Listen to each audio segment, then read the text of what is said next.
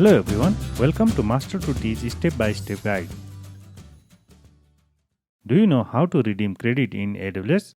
It's very simple. Let's see. Log into AWS, root user email address, security check, password, sign in. In the console, navigate to billing.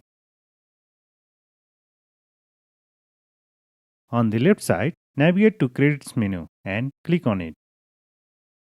Here, you can see amount remaining $30.15. To redeem the credit, navigate to redeem credit button and click on it. You need a promotion code to redeem, so let's get it one. AWS provided me a $25 credit code for attending AWS Innovate. Here is the promotion code. Copy it. Just paste it over here. Security code. Click redeem. Redeeming. Here is my new credit added in my AWS account. In this way, we can redeem a credit and use the credit in AWS.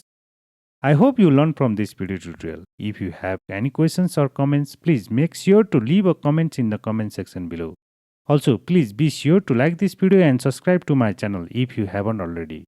Thank you very much for watching. Check us out for more in IT tutorial and guide on website master2teach.com, and we will see you again soon.